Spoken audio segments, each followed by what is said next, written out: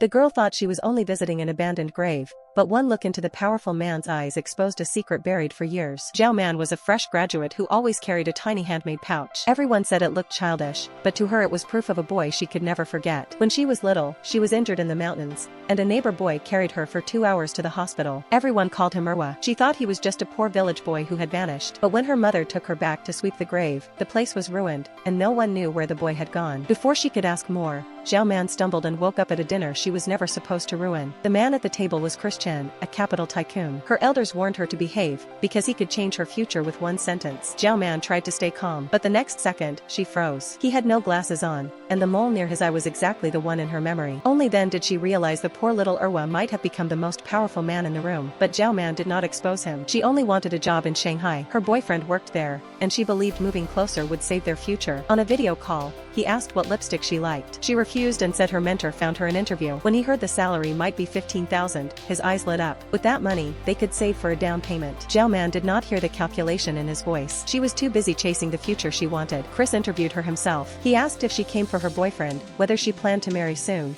and whether she could stay committed to a core technical role. Every question sounded cold, but every word was testing her. Zhao Man answered honestly. She wanted Shanghai, a career, and a chance to prove herself. When everyone thought she had ruined the interview, the offer arrived. The pay was far beyond what she imagined. Zhao Man thought this was luck. She did not know Chris had started protecting her. Soon after, she arrived in Shanghai, and a Rolls-Royce was waiting outside. The assistant said that if the job was not suitable, they had a return ticket and hotel ready. But the bigger shock came at her so-called dormitory. The door opened, and she froze again. This was not a dorm. It was a private luxury residence with a rich person's view. Chris told her this was one of his private homes, and she did not have to call him boss. She could call him Chris, or by his real name, Changji. Zhao Man tried to stay polite, but her heart was already in chaos. The boy she thought was poor had become a hidden giant. The boss she thought was only hiring her was giving her a home no ordinary employee could touch. And the boyfriend she chased to Shanghai still had no idea whose world she had just entered. Just then, another woman appeared beside Chris. She brought him a watch from Berlin and called it a Valentine's gift. But Chris said he was not her lover, ended every business tie with her,